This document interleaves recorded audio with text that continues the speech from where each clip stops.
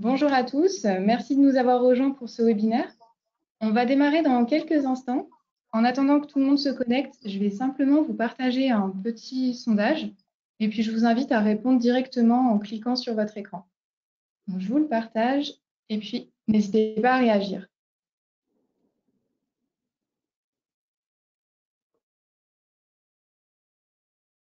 On a déjà pas mal de monde qui s'est connecté, donc je vous propose qu'on débute ce webinaire. Donc, je vais clôturer le sondage et vous partager les résultats.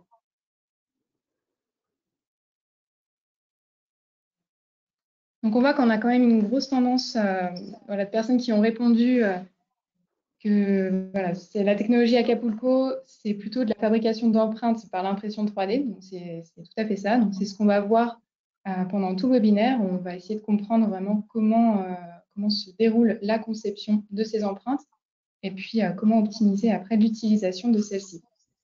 Et puis, évidemment, on verra de quelle façon elles permettent un gain de temps et d'argent pour les développements et pour l'injection de pièces prototypes bonne matière. Donc, c'est vraiment les grosses tendances qui se dégagent du sondage et c'est exactement ce à quoi on va répondre dans ce webinaire. Donc, je vais vous partager la présentation. Alors, je suis Daphné Cucumel du service matériauthèque d'Alizé Plasturgie. Donc, aujourd'hui, on va parler de la technologie Acapulco. Alors, pour rappel, le webinaire, il va durer environ 50 minutes. Et puis, on va répondre à toutes vos questions en fin de webinaire. Donc, n'hésitez pas à réagir. C'est un sujet qui est assez complet. Donc, je pense que vous aurez de nombreuses interrogations. Donc, n'hésitez pas à nous en faire part dans le chat. On mettra également le replay sur notre site Internet. Et puis, on va vous partager en fin de présentation une petite enquête avec quelques questions pour avoir vos avis, vos impressions et puis connaître vos projets qui éventuellement peuvent intégrer la technologie. Aujourd'hui, je suis accompagnée de plusieurs intervenants. Donc, on a tout d'abord Clément Rousset de SMP, que je vais laisser se présenter. Oui, bonjour à tous. Donc, Clément Rousset, chargé de projet au sein de la société SMP, donc fabricant d'outillage pour l'injection plastique. Donc, il y a aussi Romain de Simcon. Bonjour à tous, je suis Romain Charrière, donc ingénieur PhD en simulation numérique et matériaux chez Simcon. Donc Simcon, anciennement CADFlow, donc cabinet de calcul en rhéologie et simulation numérique de procédés plasturgiques. Mohamed aussi, qui est de l'INSA. Mohamed Dekier, ingénieur de recherche à l'INSA de Lyon, spécialement au laboratoire IMP pour ingénierie des matériaux polymères. Et puis donc Guy d'Alizé Plasturgie. Donc Guy Chrétien, chef de projet à la matériothèque d'Alizé Plasturgie. Et donc je vais laisser Clément Rousset introduire ce webinaire et puis voilà, vous présenter la technologie. Très bien, merci Daphné.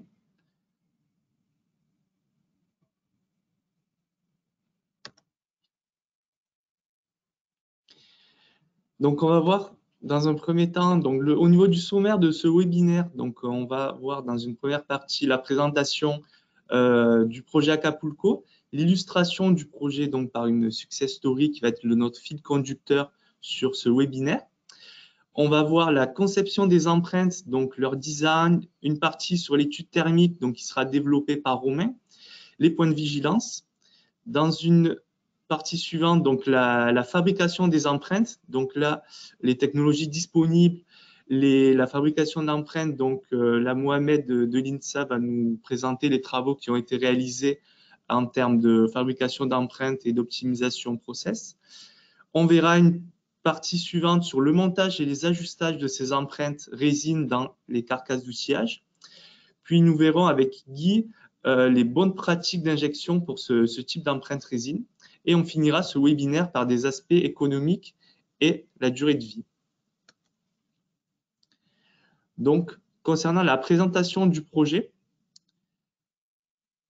donc le projet est donc un projet innovant collaboratif, donc financé par la BPI, qui répond du coup au 22e appel à fonds unique interministériel.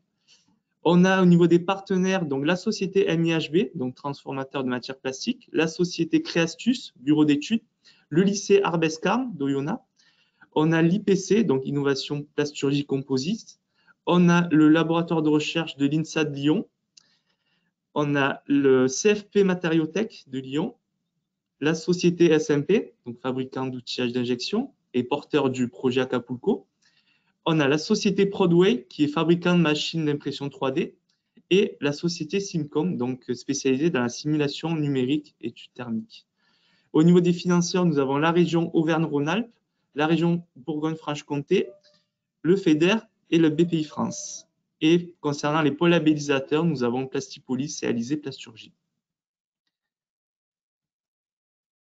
Donc, pour vous présenter le projet, donc Acapulco, c'est quoi au juste? En fait, c'est donc l'idée du projet, c'est de diminuer les délais et les coûts de réalisation des outillages prototypes, pouvoir injecter des pièces en injection du coup avec des vraies matières, donc vraiment la matière qu'on utilise sur des outillages standards en injection, réaliser des petites séries de pièces, donc inférieur à une centaine de pièces, voire plus selon les matières, donc on verra par la suite, et essentiellement réduire le nombre et la durée des boucles de mise au point. Donc on voit que dans un projet, sur le schéma, on a voilà, toute une phase de développement, de conception produit et d'outillage qui est assez longue, et donc l'objectif du projet, c'est de réduire ces étapes-là dans le projet. Donc ce qui nous permet de réduire les coûts par rapport à un projet classique, de diminuer les délais, et pour un niveau de performance, on va dire, proche d'un outillage classique. Concernant le projet, donc en fait, l'idée du projet, c'est de pouvoir réaliser dans l'impression 3D des empreintes d'outillage, donc dans des résines thermodurcissables, donc sur le schéma qu'on a ici en orange, qu'on va monter dans une carcasse et dans laquelle on va injecter de la matière thermoplastique pour créer des pièces plastiques. Donc voilà, dans le cadre du projet, donc Acapulco s'est intégré au projet d'acteurs de la Plastic Valley pour aider au développement d'une visière de protection Covid-19.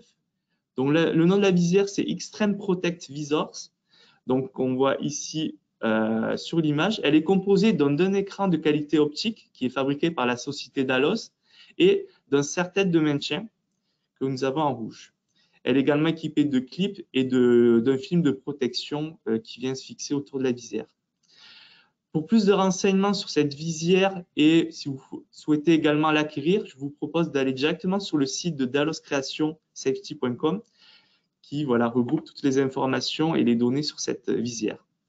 Donc, au niveau du projet, donc au début du lancement du projet, au printemps dernier, on a du coup réalisé dans un premier temps la production de serre-têtes en impression 3D, donc par dépôt de fil, mais on avait des cadences de production assez faibles, donc une centaine de pièces par jour au maximum, pour vraiment répondre à l'urgence.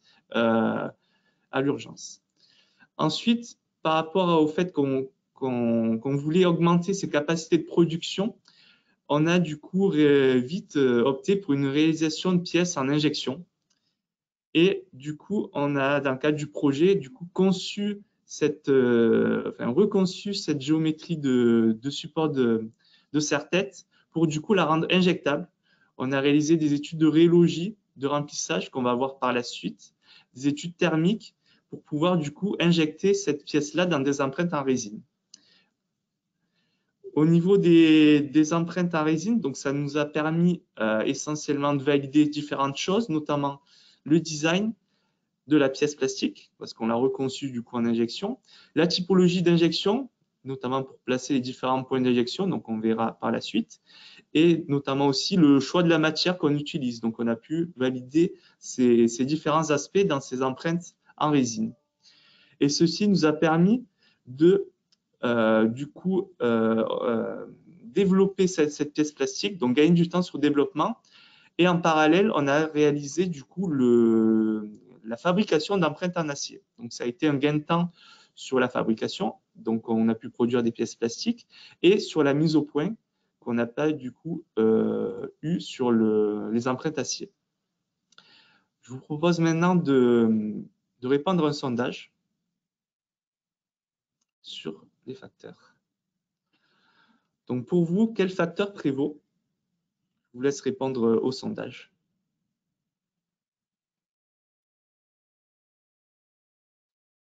Donc, au niveau du sondage, donc, pour vous, quel facteur prévaut? On a eu donc en majorité l'obtention d'une pièce prototype bonne matière. Donc, c'est vraiment l'essentiel sur le projet. Les délais d'obtention, donc c'est également un point important. Et donc, le coût de fabrication. Donc, on en verra par la suite du webinaire comment on est positionné par rapport au coût de fabrication.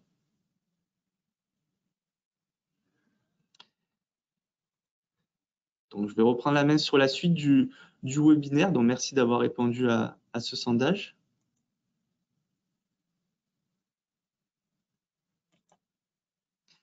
Donc, dans une seconde partie, on va voir du coup la conception des empreintes, donc leur design, l'étude thermique avec Romain et les points de vigilance qu'il faut avoir sur ce type de conception d'empreintes. Donc, au niveau de la conception, l'impression 3D voilà, nous permet vraiment de penser autrement la conception des empreintes. Donc, par rapport à toutes les études qu'on a pu réaliser dans le cadre de ce projet, on a défini des règles de conception pour optimiser notamment la régulation thermique et en s'appuyant sur le calcul de thermique et notamment aussi sur le calcul de structure. Parce que sur des empreintes à résine, les deux points, on va dire, critiques sont la thermique. Donc, on est sur une résine par rapport à l'acier, on évacue mal la chaleur. Et au niveau structure, parce que la résine est beaucoup plus fragile qu'une empreinte acier. Donc, c'est vraiment les deux points clés de ce type d'empreinte. Au niveau de la conception, on prend bien en compte les circuits de régulation d'eau, d'air, donc notamment en faisant du conformal cooling. On peut directement relier via des tuyaux pneumatiques au niveau des empreintes pour gagner du temps en conception. Un travail de conception en amont aussi permet du coup de diminuer les retouches à faire parce qu'on le verra du coup par la suite, on imprime des empreintes brutes, mais on a de légères retouches à avoir sur les empreintes en sachant que l'objectif est de diminuer ces retouches pour en avoir le moins possible et gagner du temps en termes de montage d'empreintes dans les carcasses. Au niveau de l'injection, donc on ne peut pas avoir des points d'injection type sous-marin de géométrie assez fine parce qu'on va avoir des casses au niveau de la résine, notamment liées à un auto-échauffement au seuil. Donc, comme vous pouvez le voir sur l'image ici, on voit un brunissement de la résine lié à l'auto-échauffement. Donc, voilà, il faut qu'on injecte dans des nappes donc, pour permettre de réduire cet auto-échauffement et de aussi baisser les pressions d'éjection dans l'empreinte. Au niveau des études de conception, donc on a réalisé différentes conceptions d'empreintes plus ou moins complexes, donc avec des contre-dépouilles, des chariots, des cales éjectrices, du surmoulage, des inserts. Donc on va voir différents modèles d'exemples d'empreintes qu'on a pu réaliser dans le cadre de ce projet. Donc au niveau de l'empreinte du GEM, donc c'est le démonstrateur générique de la matériothèque. Donc, on a réalisé un outillage acier, donc avec une empreinte acier équipée donc instrumentée de capteurs de pression qui sert. Et on a en parallèle donc réalisé différentes géométries, design d'empreintes en résine pour vraiment dégrossir le sujet et pouvoir définir des règles de conception. Donc, dans ces empreintes-là, on a également pu injecter des matières thermoplastiques standards type polypropylène, du POM, ABS, jusqu'à des matières plus techniques, donc ABS, PC ou polyamide chargé fibre de verre. On a réalisé également d'autres types d'empreintes, donc l'empreinte de barrette, où on a par exemple un chariot directement intégré dans l'empreinte pour pouvoir diminuer une contre-dépouille. Donc on voit ici en rouge la pièce plastique, donc c'est une barrette de cheveux. On a réalisé un outillage de bouchons, donc avec la particularité d'avoir une contre-dépouille en partie fixe et on a deux chariots en partie mobile pour démouler le filet. On a réalisé également dans le cadre de ce projet notre type d'empreinte, donc par bloc tombant, sur lequel on a réalisé donc une pièce plastique qui a une forme de ressort. Donc ça, c'était le démonstrateur de Creastus. En matière donc technique, un polyamide chargé 35% fibre de verre, donc avec des données, des paramètres d'injection particuliers sur ces empreintes-là. On a eu de réalisation des empreintes de trappe, donc c'est un support de trappe de clés, donc c'était démonstrateur de MIHV, donc dans lequel on a intégré par exemple des cales montantes éjectrices pour pouvoir démouler des contre-dépouilles. Et dernièrement, donc une empreinte de connectique où on surmoule des inserts métalliques. Au niveau de la conception, les points de vigilance à avoir sur les empreintes à résine. Donc, comme je l'ai dit précédemment, on a la résistance mécanique et la régulation thermique qui sont des points clés. Si on a du coup des géométries fines dans les empreintes, comme on le voit sur la photo ici, qui est une image de l'empreinte de serre-tête, on a sur une zone fine, donc moulant de 1,8 mm, on risque d'avoir des montées en température assez conséquentes. Donc, on voit la matière qui, au fil du temps, comme on a vu sur le point d'injection, changer de couleur. Et on a un risque de montée en température et de casse. Sur les zones massives aussi qui ne sont pas régulées, on risque d'avoir des dilatations et des risques de casse aussi d'empreintes. Ou, comme je l'ai dit précédemment, sur des seuils d'injection, donc quand l'empreinte est contrainte. Si les plans de joint aussi, on a un mauvais ajustage au niveau des plans de joint, l'empreinte va être, on va dire, contrainte et du coup, on risque d'avoir des casses à ce niveau-là. Tous ces points-là sont en lien aussi avec les matières qu'on injecte. Donc, selon les matières injectées et les températures, process et les pressions, on peut avoir du coup plus ou moins, on peut contraindre plus ou moins l'empreinte. Donc, ça va être un facteur clé dans le design de pièces et dans les matières qu'on injecte. Je vais à présent laisser la parole à Romain qui va du coup développer sur la partie de simulation rhéologique et thermique.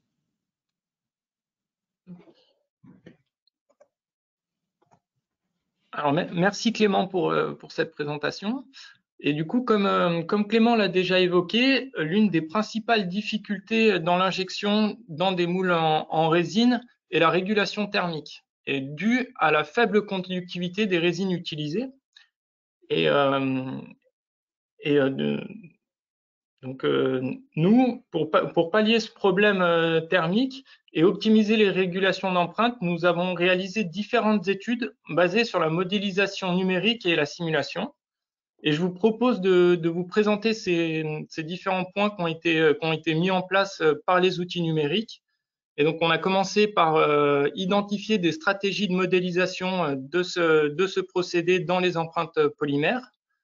Ensuite, on a utilisé ces modèles pour optimiser la régulation thermique des empreintes polymères.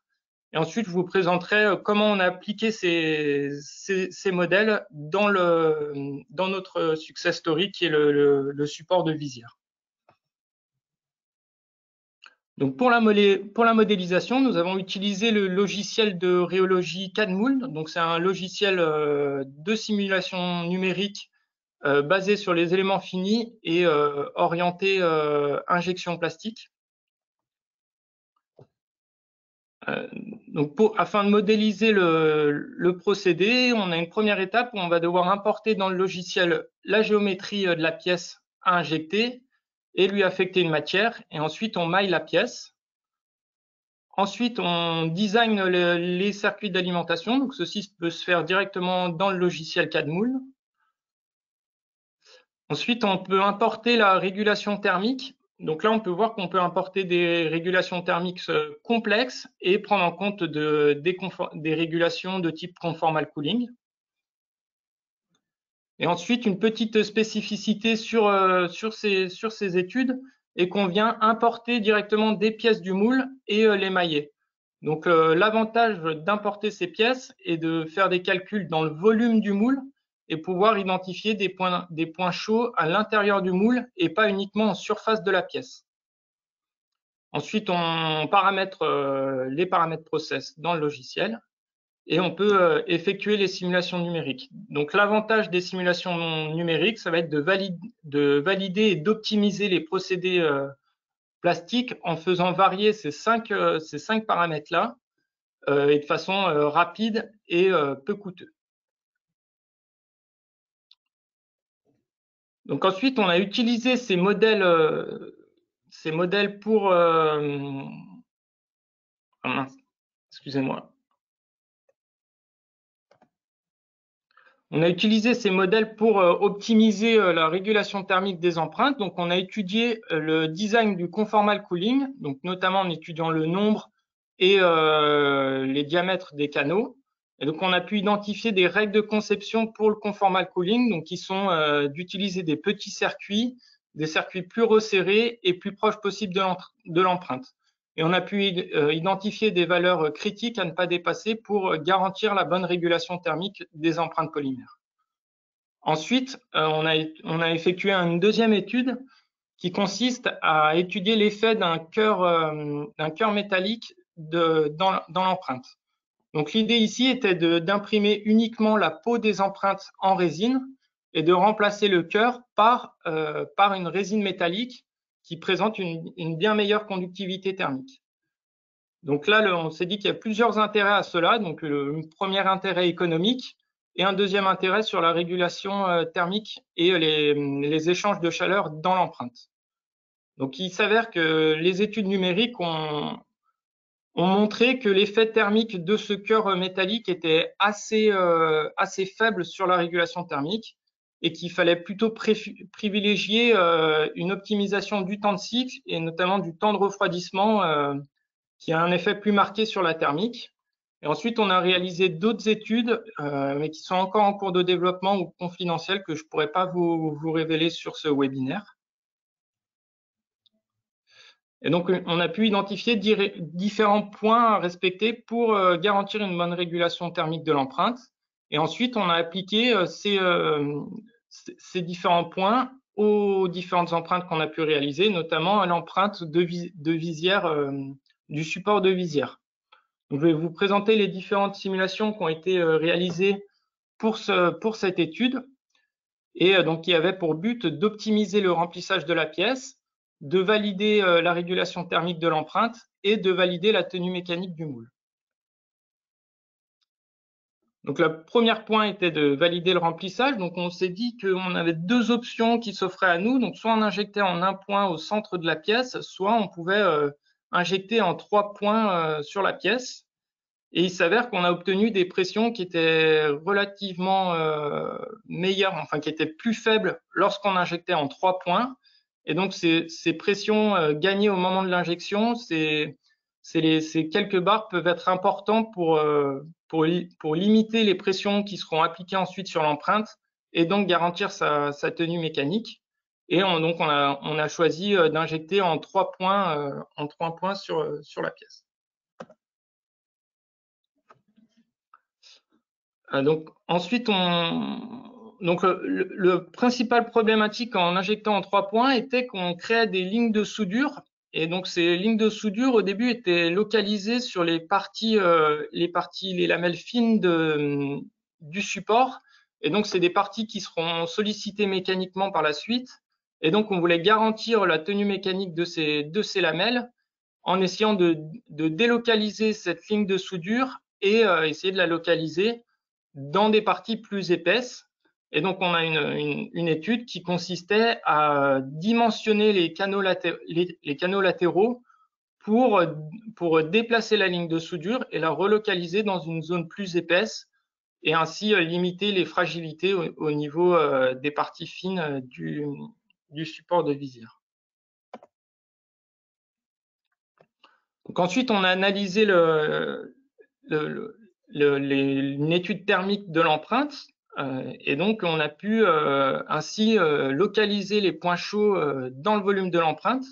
Donc comme Clément vous l'a montré tout à l'heure, on a identifié les zones, donc la lame fine ici comme un point chaud de l'empreinte et on a pu voir que c'était ici qu'on obtenait les températures maximales, mais que ces températures étaient suffisamment faibles pour ne pas dépasser les limites acceptables pour la résine. Donc, on a pu valider ce point chaud.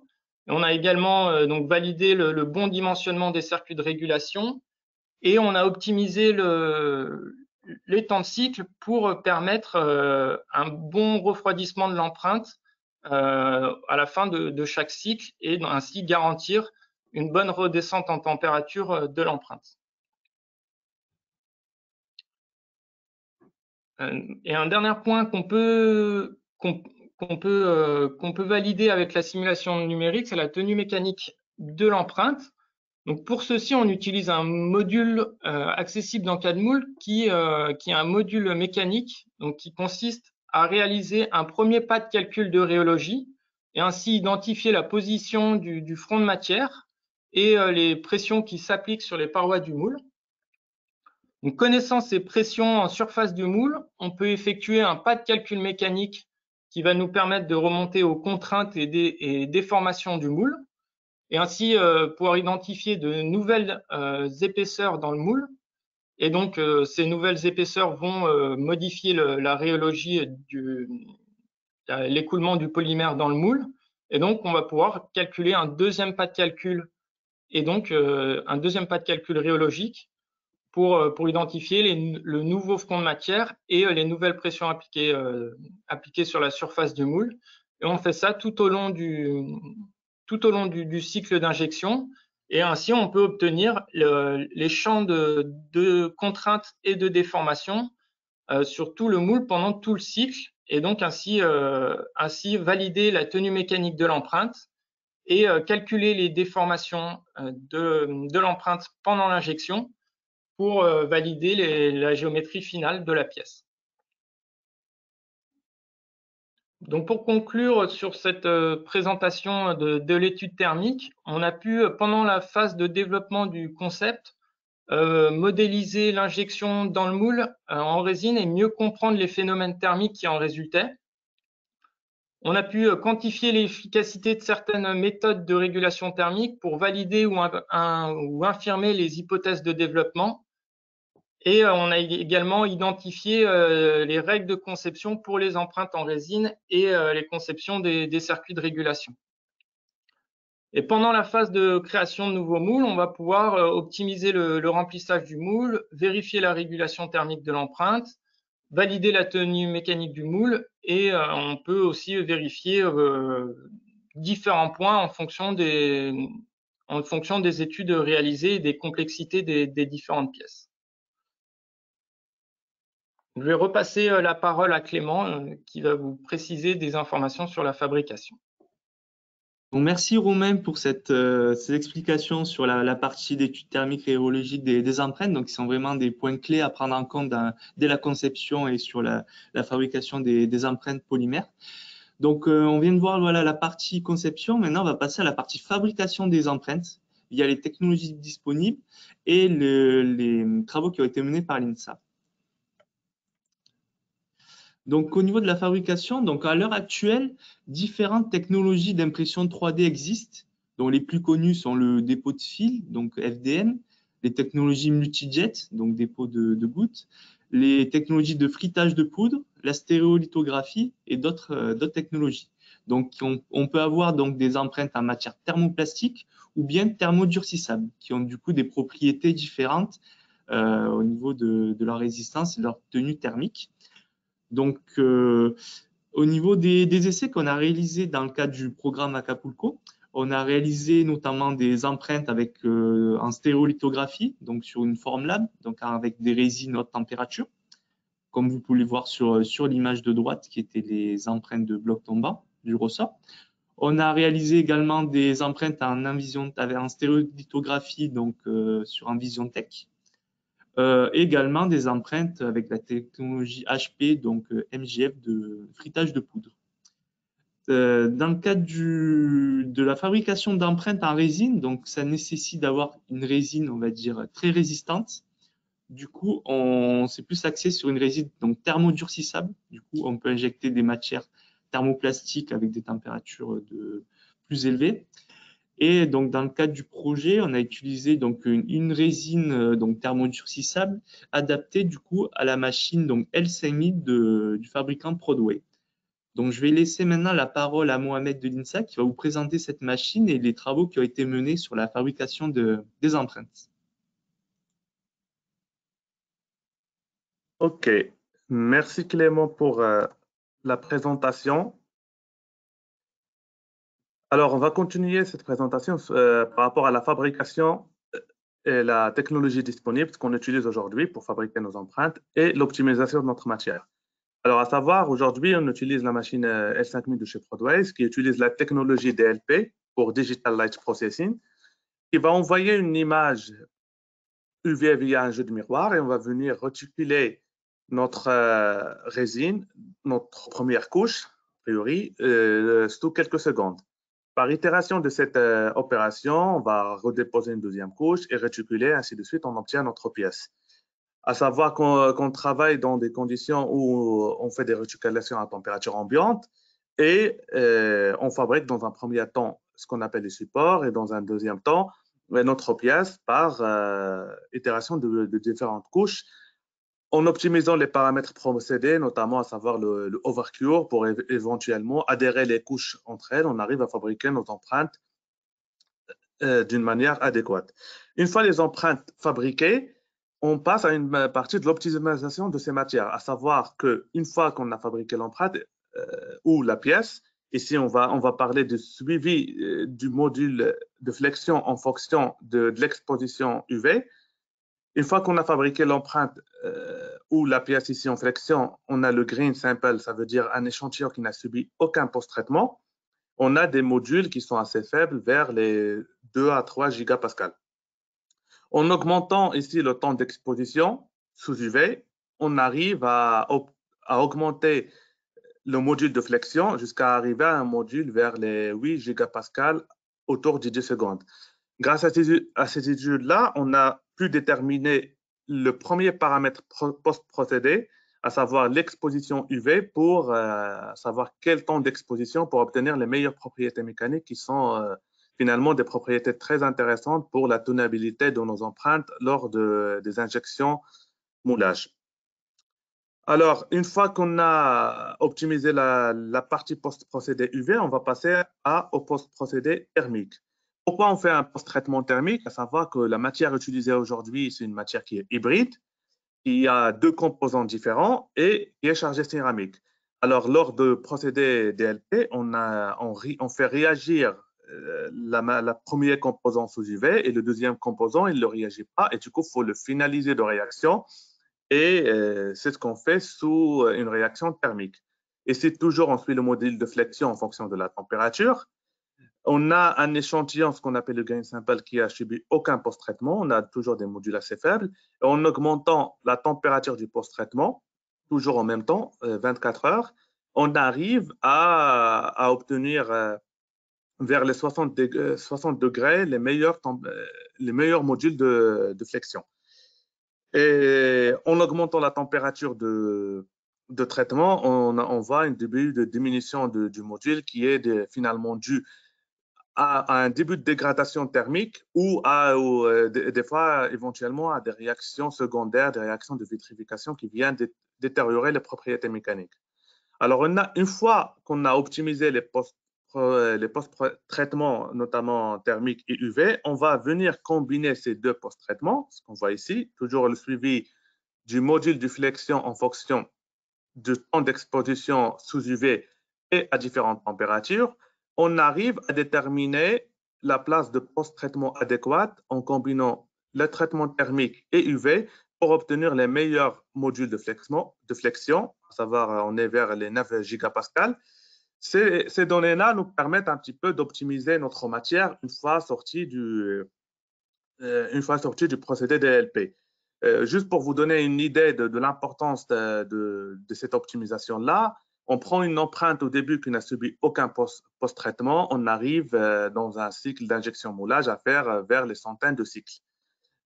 En respectant le même paramètre de procédé, une empreinte qui a subi des post-traitements vers les 60 degrés à une exposition sous UV de 10 secondes, on arrive à augmenter notre temps de cycle et on passe à quelque chose alentour de 500 cycles.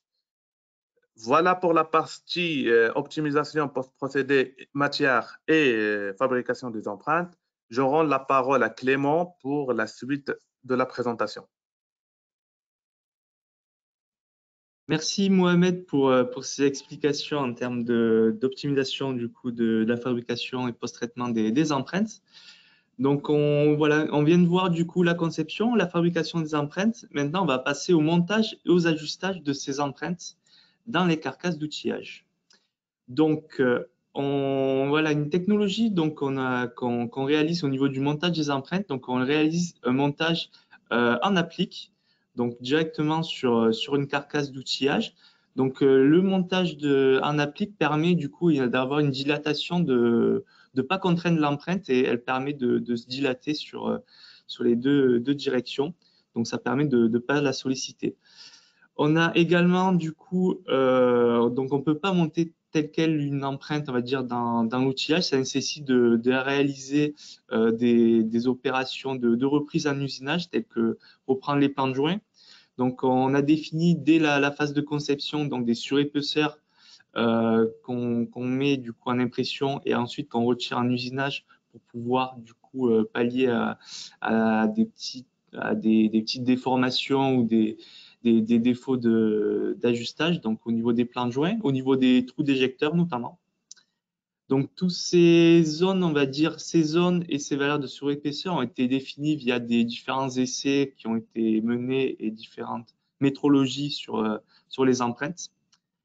On a, comme vous pouvez le voir sur la photo, aussi des circuits de régulation, donc via des tuyaux qu'on peut mettre, qu'on peut venir fixer directement sur l'empreinte. Donc le travail, on va dire, qui est mené sur ces ajustages, c'est de réduire au maximum ces temps de reprise pour pouvoir monter l'empreinte sur une carcasse avec le temps le plus court possible. Donc ça, c'est un lien avec la conception du coup des empreintes en phase amont. On va voir, du coup, on va parler de la coulée en résine. Donc, sur certaines empreintes, donc celle-ci, c'est celle du serre-tête, pour en revenir à notre fil conducteur.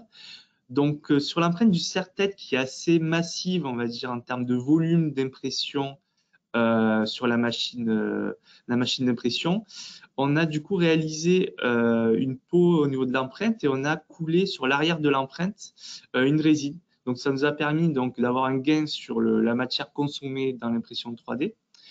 Et ça a permis également, donc en dehors du gain matière, de pallier des phénomènes de déformation qu'on a pu avoir sur des empreintes massives. Donc, ces essais donc, ont permis du coup d'améliorer. On a vu que dans certains cas, ça a amélioré les échanges thermiques, mais là, c'était plus dans l'optique de pallier des phénomènes de déformation d'empreintes. Puis, comme on l'a vu en étude thermique, le gain, on va dire, sur ces résines-là, d'un point de vue thermique, n'était pas très hyper important. On a du coup cette opération-là, ça nécessite quand même une post-opération après l'impression. Donc, ça rallonge un petit peu le temps de production sur l'empreinte à elle-même. Mais voilà, ça nous permet du coup d'avoir une empreinte avec des déformations beaucoup plus faibles. Un autre aspect sur les empreintes à résine, c'est par rapport à la métrologie. Donc, on a réalisé notamment un démonstrateur donc, de pièces balanciers qu'on a ici en photo. Donc, c'est une pièce en pomme, donc moule 2 empreintes. Donc, on voit ici l'image. D'un point de vue métrologie, donc si on prend par exemple une cote de diamètre de 3, sur la pièce plastique, on se retrouve avec des dispersions de l'ordre de 4 à 5 centièmes sur le plastique. Et on avait une dispersion d'à peu près 1 centième sur le diamètre, sur l'empreinte en résine. Si on prend une cote de hauteur ou de largeur de 17,7, on avait une dispersion à peu près de l'ordre de 5 centièmes sur le plastique et de 2 centièmes sur l'empreinte. Donc, c'est pour vous donner une échelle, une ordre de grandeur sur le type de tolérance qu'on peut tenir sur des pièces plastiques injectées dans des empreintes en résine, en sachant que par rapport à une empreinte acier, on va avoir un retrait qui va être légèrement plus important via du fait qu'au niveau des paramètres process, on va les adapter sur ces empreintes à résine. Donc, on va voir dans la partie suivante. Mais on applique moins de pression d'éjection, une pression de maintien. Donc, ça engendre du coup peut-être un petit peu plus de dispersion sur les métrologies et un retrait plus important par rapport à un outillage acier, donc vraiment pour pouvoir du coup contraindre le moins possible l'empreinte. Un autre aspect sur l'ajustage et le montage des empreintes au niveau des états de surface. Donc, quand on imprime via la technologie, on imprime couche par couche les empreintes. Donc, ça va générer des stries, des strates en fait, d'impression qui sont pour la technologie qu'on a avec la machine Prodway de l'ordre de 75 microns. On peut, comme vous voyez sur la pièce plastique du GEM en bleu, voilà, on voit les stries d'impression. Après, la résine est très facilement, on peut la polir sans difficulté. Donc, pour avoir un polissage plus ou moins poussé sur l'empreinte. Donc ça se fait plutôt bien au niveau de la reprise en polissage. Un autre point aussi qui est assez intéressant, c'est on peut faire de la texturation 3D, donc via le logiciel 3D Matic, où on peut partir par exemple d'une image sur des tons noir et blanc. Donc on voit ici une image d'un aspect, on va dire, cuir, qu'on va intégrer sur le 3D de l'empreinte plastique. On va imprimer l'empreinte 3D via le motif relief qu'on a en 3D. Et après, on peut injecter du coup sur une empreinte qui aura ce motif-là. Donc là, c'est l'empreinte de trappe que j'avais présentée précédemment, ou sur laquelle on a réalisé une texturation. On était de l'ordre de 3/10 de profondeur sur l'amplitude. Et on a voilà, pu injecter une empreinte de trappe avec un aspect cuir sur la pièce plastique. Et on voit ici d'autres échantillons qui ont été réalisés en impression 3D sur la résine d'empreinte. Donc, c'est une technologie assez intéressante, on va dire, pour pouvoir avoir des aspects de surface par rapport à une image souhaitée. Voilà, je vais laisser à présent la parole à Guy, qui va du coup traiter avec vous les bonnes pratiques d'injection pour ce type d'empreinte. Voilà, donc comme on l'a dit précédemment, nous avons utilisé une empreinte à scie au départ pour faire une comparaison de ce qui se passait réellement au niveau de l'empreinte. Et pour voir de plus près ce qui se passe réellement lors du remplissage de ces empreintes, nous avons équipé les moules par des capteurs de pression et de température que l'on voit ici positionnés sur l'empreinte. On a également ajouté aux gemmes habituellement, que nous utilisons habituellement en démonstration, des nervures pour voir si les règles de conception standard au niveau de ces parties de nervures peuvent s'appliquer dans ce cas-là. Donc, on a mis plusieurs nervures, donc de plusieurs diamètres et plusieurs dépouilles. Et on a constaté, au niveau de la courbe de pression que je présente ici, avec une matière en polypropylène, on a constaté quelques petites différences qui sont relativement mineures. D'abord, notamment au niveau du remplissage de la pièce. On a un remplissage à peu près du même ordre. Pour ceux qui ne sont pas habitués, c'est la première partie de la courbe, elle se superpose. Donc globalement, au niveau du remplissage, on a quelque chose d'assez proche. On a une commutation ici également assez proche aussi. Donc il y a juste un très très léger ajustement du point de commutation, puisque l'écoulement de la matière est un petit peu différent, dans le sens où je n'ai pas le même état de surface et je n'ai pas du tout la même thermique.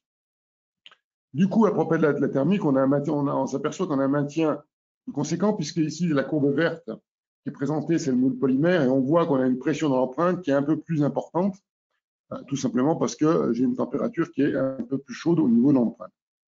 On a également un temps de refroidissement un petit peu plus long, c'est ce qui apparaît ici derrière. Si le temps de refroidissement est plus long, on a forcément un temps de cycle plus long, et notamment une stagnation de matière au niveau du fourreau. Et c'est un impact, bien sûr, sur la température matière, ce qui a impliqué de baisser les profils de température. Donc, globalement, si on retient une chose, il a fallu baisser le profil de pression de maintien, également le profil de température, pour avoir un process qui soit à peu près équivalent en termes de remplissage au niveau des empreintes.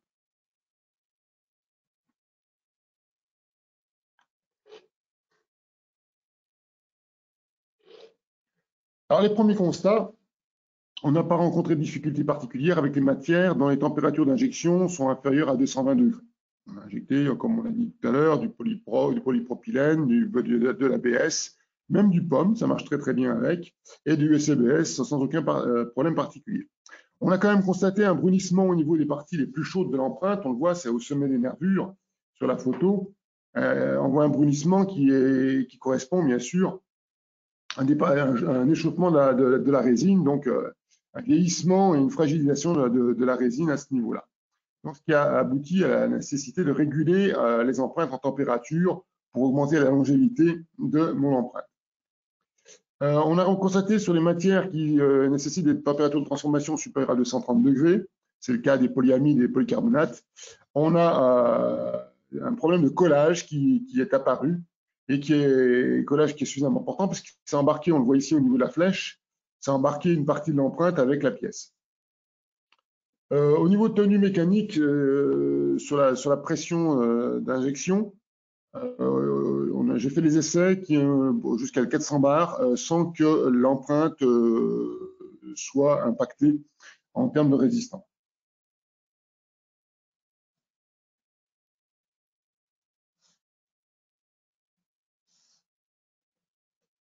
Alors, au niveau d'adaptation des paramètres, qu'est-ce qu'il a fallu faire? Bon, c'est faire attention, bien sûr, à la force de verrouillage de l'empreinte. Au niveau de l'empreinte, celle-ci doit être aussi basse que possible. On a ajusté légèrement le point de commutation, comme j'ai dit précédemment. Et on a baissé j'ai baissé les profils de température d'une injection d'environ moins 10 degrés, pour compenser un petit peu la stagnation matière au niveau de la machine due à l'augmentation du temps de cycle. Et j'ai baissé globalement le profil de maintien, de pression de maintien, à peu près de 50 bars. Et ça donne à peu près les résultats suivants que l'on voit au niveau des courbes. Alors quand je dis 50 bars, ça a très bien marché pour le pomme et puis pour les cas un petit peu moins pour les autres. Donc c'est-à-dire que la baisse du profil de maintien va se situer plutôt autour de 30 bars pour arriver sur des profils à peu près cohérents. On a noté aussi une chose qui était intéressante. Ici, on le voit sur l'ABS, on le voit sur le polycarbonate et le polyamide. On a la pression qui augmente un petit peu ici, c'est la courbe verte. Lors du refroidissement, c'est tout simplement lié à l'augmentation de la dilatation en fait, de l'empreinte. L'empreinte dilate, donc ce qui confirme un petit peu ce qu'on avait pressenti, c'est qu'il fallait laisser un peu l'empreinte se dilater pour éviter les problèmes derrière au niveau de la transformation. Au niveau régulation thermique des empreintes, donc on a pu mettre, comme on l'a expliqué précédemment, des circuits au plus près de l'empreinte, de façon à avoir une régulation au plus près. Donc on n'a pas eu de problème. Juste en passage, une notion qui revient ici de façon plus prédominante, mais qui est valable dans tous les moules, c'est qu'il faut privilégier le débit d'eau dans les circuits de régulation plutôt que la température de ces taux de régulation pour avoir une optimisation un petit peu du refroidissement, le fameux nombre de Reynolds. Il a fallu aussi refroidir un peu la surface parce que au fur et à mesure des cycles, la température montait, donc il a fallu refroidir un petit peu la surface de l'empreinte. Et là, on a obtenu des très bons résultats. C'est qu'au départ du cycle, il faut que l'empreinte ne dépasse pas les 35-40 degrés et pour éviter une température de peau supérieure à 80 degrés pendant l'injection. Sinon, comme on l'a vu précédemment, on a un vieillissement prématuré de la résine, donc, qui est symbolisé par le brunissement qu'on a observé. On fragilise l'empreinte et surtout, on a une dérive du process. On a des problèmes pour ensuite, derrière, avoir des pièces qui soient à peu près cohérentes en termes de production. Voilà pour cet aspect. Je rends la main à Clément pour les aspects économiques et la durée de vie. Merci Guy pour ces explications concernant les process et l'adaptation des paramètres d'injection pour ce type d'empreinte. Donc, on va finir cette présentation webinaire par les aspects économiques et la durée de vie des empreintes. Donc, comme on l'a évoqué, dans les intérêts des empreintes Acapulco, donc c'est vraiment par rapport au fait de pouvoir injecter des pièces bonne matière en injection, réduction des coûts et des délais. Donc, par rapport au prix donc réduit, on aura un prix réduit d'une empreinte polymère par rapport à une empreinte acier. Pourquoi? Parce qu'on a toutes les étapes, on va dire par exemple d'usinage, de programmation d'usinage, de fabrication d'électrodes selon les géométries d'empreintes qui sont assez coûteuses en termes d'études et de temps de conception de fabrication, qu'on n'a pas du coup sur des empreintes en résine polymère où on aura du temps d'accord sur la partie étude, conception de l'empreinte, mais au niveau de la fabrication, on va avoir un gain énorme au niveau du temps de fabrication de ces empreintes-là. Le coût dans un coût d'empreinte, en fait, donc il y a la part étude et conception qui va être importante. Le coût matière, ça va être lié à la matière d'impression de l'empreinte. On aura aussi un coût lié à l'ajustage, on va dire, des empreintes dans les carcasses qu'on a vu. Et après, bon, les coûts d'essai. Donc, je vais malheureusement pas rentrer dans le détail des coûts parce que ça va dépendre vraiment de la géométrie de la pièce plastique et donc de l'empreinte qui sera créée. et également des matières qu'on injecte, parce que selon les matières, voilà, on va avoir besoin d'une régulation ou d'ajustage, on va dire, plus particulier sur la géométrie de l'empreinte. Par rapport à la durée de vie, donc ça va dépendre vraiment du design de la pièce plastique, parce que voilà, si on se retrouve avec une empreinte avec des surfaces de plan de joint simples, facilement ajustables, et si on injecte une matière thermoplastique type polypro avec des températures assez faibles, voilà, la durée de vie de l'empreinte va être relativement longue. On a pu réaliser des pièces avec plusieurs milliers de pièces dans des empreintes en résine, donc sur des matières, on va dire type polypro ou TPE. Par contre, si on injecte des matières plus techniques avec des températures de transformation beaucoup plus hautes, voilà, l'empreinte va être plus sollicitée thermiquement et mécaniquement. Et là, on risque d'avoir des durées de vie d'empreinte relativement plus faibles. Donc voilà, ça va dépendre du design et de la matière injectée, notamment sur la durée de vie des empreintes. Donc pour finir, finir par rapport à notre fil conducteur, donc qui était la success story de production de visière. Donc vous avez du coup une image là une vidéo pardon des pièces plastiques et de l'outillage monté avec l'empreinte de serre-tête. Donc ça nous a permis voilà un gain de temps sur du coup la fabrication des pièces. Donc on a pu injecter des pièces plastiques, des petites séries de pièces plastiques dans ces empreintes en résine. En parallèle, du coup, nous on a pu réaliser une paire d'empreintes acier. Donc en sachant une empreinte acier, voilà, on a peut-être mis à peu près de 2 à 3 semaines pour faire l'empreinte acier. Donc on a pu dans ce laps de temps faire les empreintes à résine et puis injecter plusieurs centaines de pièces dans ces empreintes en résine. Donc, temps de fabrication d'une empreinte à résine, donc environ 2 jours plus 1 jour de coulée pour estimer ce temps-là. Donc, ça nous a permis du coup aussi de réduire les coûts de mise au point. Donc, on a pu valider toutes les choses qu'on a vues auparavant, donc les typologies d'injection, le design, donc validation du design, le choix matière aussi par rapport à la souplesse du serre-tête, donc qui était en lien avec la géométrie, et la typologie d'injection sur l'injection en 3 points sur la pièce plastique, et aussi le démoulage de la pièce avec les positions des éjecteurs, notamment sur la pièce plastique. Donc, ça a vraiment été un point important dans le cadre de cette success story. Donc, Acapulco a permis du coup d'apporter une solution efficace pour le développement de cette pièce-là dans le cadre de la réalisation du coup de ce serre-tête en injection. Donc voilà, on vient de terminer le webinaire. Donc merci à tous pour votre attention. Donc on va laisser maintenant la place aux questions. Donc je laisse la parole à Daphné. Merci à tous les 4 pour cette présentation donc très complète. Donc en effet, on va passer aux questions. Alors, pour commencer, j'en ai déjà une donc, qui s'adresse à mon avis plutôt à Guy. Est-ce que vous avez déjà testé l'injection des TPU qui posent souvent des problèmes d'adhérence sur le moule?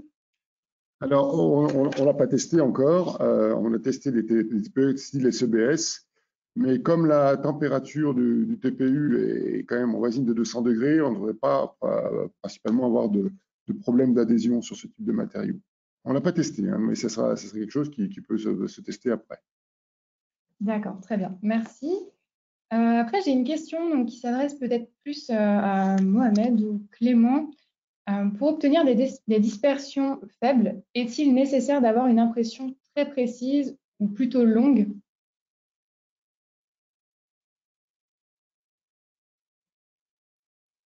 Une impression je sais pas. Pardon? En fait, pour obtenir des dispersions assez faibles, est-ce qu'il est nécessaire d'avoir une impression qui soit vraiment très précise?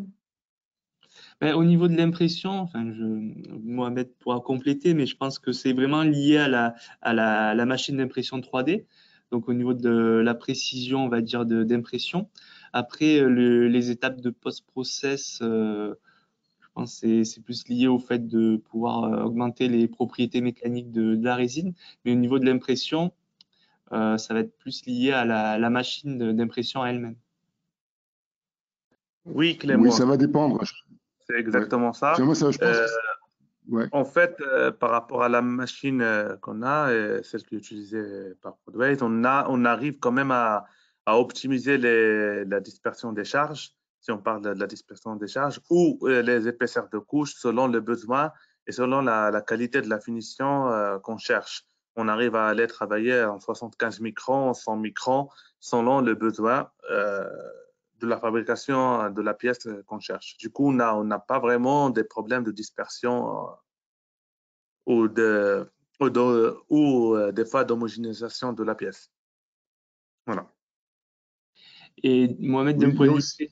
précision, on est aussi plus précis. Là, on parle en Z, mais en termes de XY, on est relativement plus précis aussi. Oui, oui, exactement, ouais. Ça, les précisions qui posent généralement problème, c'est en Z, mais en XY, on a généralement pas de problème. On arrive à sortir les pièces avec la définition et la précision qu'on souhaite. Ok, merci pour ces précisions. Alors, j'ai une autre question qui concerne les bus. Donc, avez-vous rajouté des bus outillage acier ou est-ce que l'impression du canal est possible? Plus, par rapport ouais, au chemin ouais.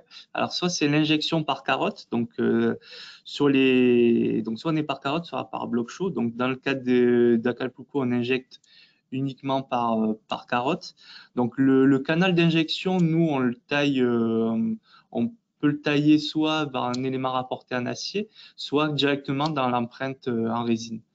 Donc, on est selon le typologie, si on est sur des carottes où on peut se permettre de pouvoir tailler ça dans l'empreinte, on taille directement la carotte dans l'empreinte en résine. Si d'un point de vue mécanique, ça va résister en termes de sollicitation aux pressions d'injection.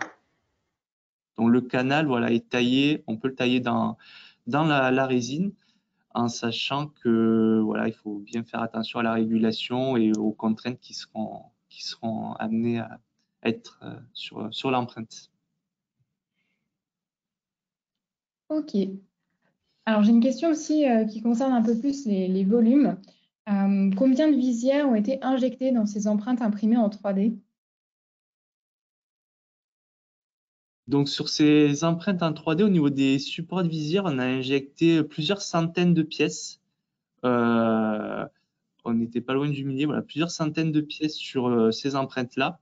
Et comme on l'a vu sur l'image, ce qui nous a, on va dire, ce qui a arrêté, on va dire, la production des empreintes, c'était la casse au niveau du petit liseré qu'on avait un petit peu décelé au départ aussi. C'est une zone fragile au niveau de l'empreinte qui était voilà, d'1,8 mm d'épaisseur.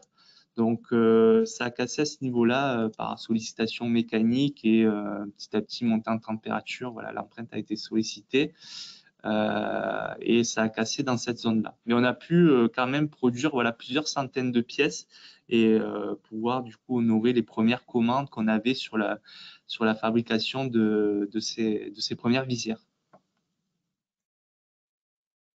Très bien. Donc, pour rester sur ce sujet des visières, enfin des serre-têtes pour les visières, quelle est la différence de durée de vie entre le moule plastique et un moule acier?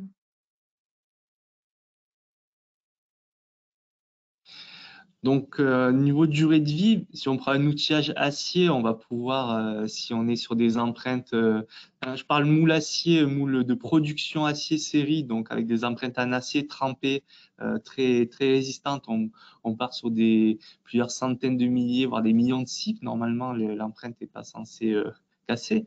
Donc, on est vraiment sur des durées de production très, très longues. Si on est sur des moules en aluminium proto, on va être sur des durées de vie voilà, plus faibles. Et là, sur des empreintes en résine, donc on va être voilà, encore plus faible, on va dire, que des empreintes alu.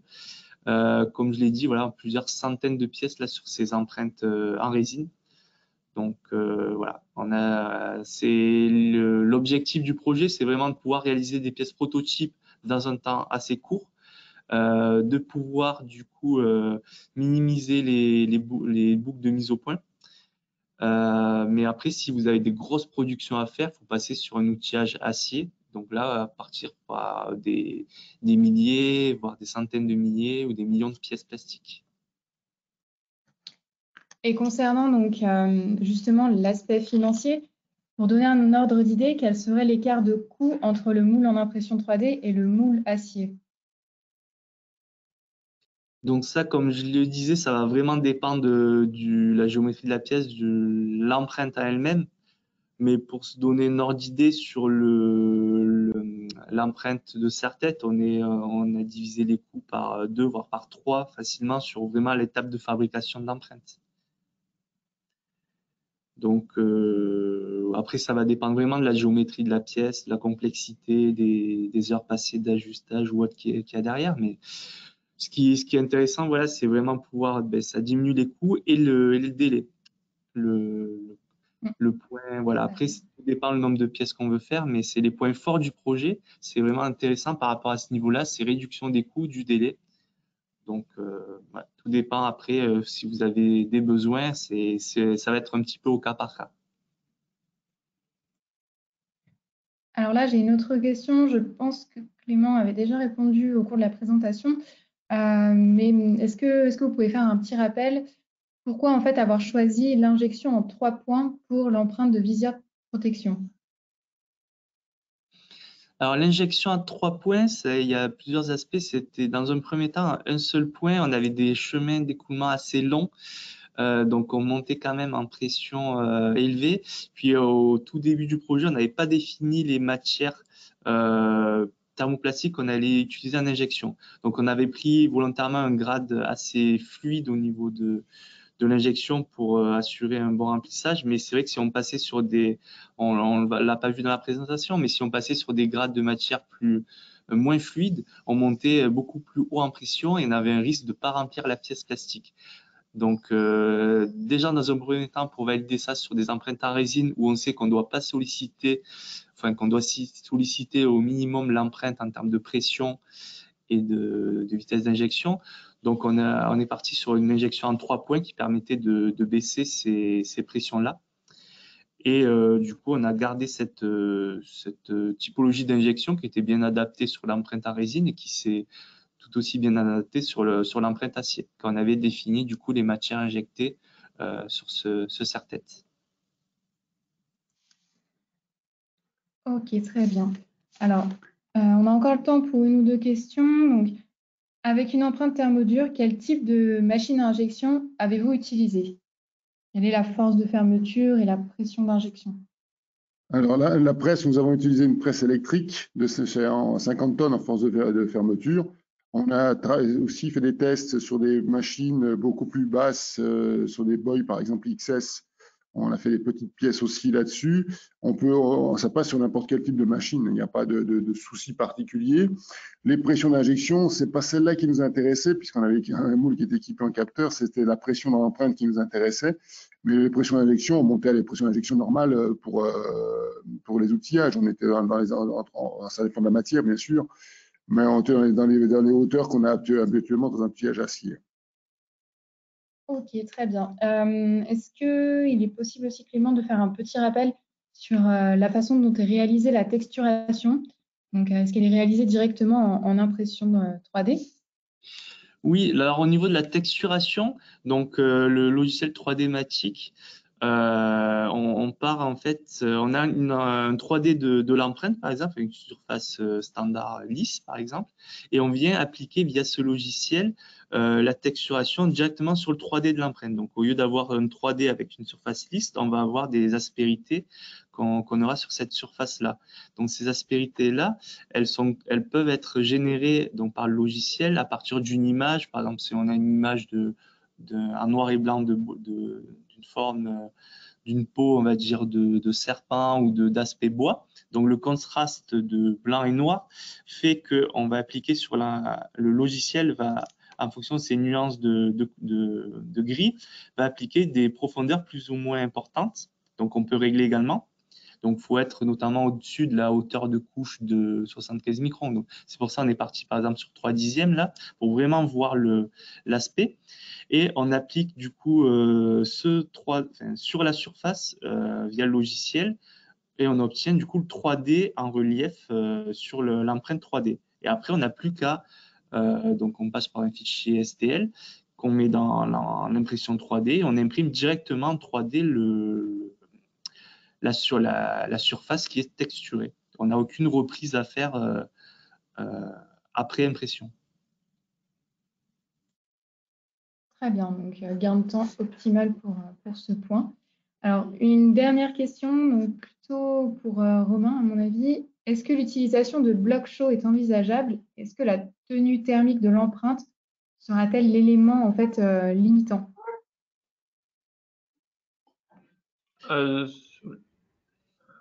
Si le bloc chaud est suffisamment isolé, je pense que ça pourrait, il y aurait pas de difficulté à intégrer un bloc chaud. Romain, pour répondre à la question, au niveau des blocs chauds, en fait, sur les matières thermoplastiques, on est plus axé sur des températures de l'ordre de au moins 200 degrés. Donc, comme le dit Romain, il faut aussi le bloc chaud isolé de l'empreinte en résine, ça posera pas de souci. Par contre, il ne faut pas que par exemple, le seuil au niveau de la zone d'étanchéité de la buzette, si elle est en contact avec la résine thermodurcissable de l'empreinte, on va être sur 200 degrés, donc on risque d'avoir une dégradation à long terme de l'empreinte. Donc, on ne peut pas avoir directement, par exemple, des zones d'étanchéité à coller à l'empreinte. Il faut qu'on ait une zone d'isolation entre l'empreinte et la buzette ou le bloc chaud. Ok, merci pour ces réponses. Donc, on n'aura pas le temps, malheureusement, de prendre toutes les questions, mais en tout cas, ne vous inquiétez pas pour les questions qui n'ont pas eu de réponse. On va revenir vers vous individuellement. Donc, n'hésitez pas à réagir. N'hésitez pas également à nous faire part de vos commentaires au moment où vous voyez l'enquête, en fait, après le webinaire s'afficher. Donc, l'objectif pour nous, c'est vraiment justement d'améliorer les contenus qu'on vous partage et puis voilà, de répondre à vos interrogations. Donc, n'hésitez pas à réagir. Le replay sera mis en ligne sur le site d'Alizé Plasturgie. Donc, le lien va vous être envoyé en fait automatiquement d'ici demain matin. Donc voilà, vous pourrez retrouver vraiment toute la présentation. En tout cas, je remercie donc les intervenants de ce webinaire et puis je vous remercie également vous qui avez participé et qui suivez voilà, tous nos webinaires de façon régulière. Donc, merci de votre participation et à très bientôt.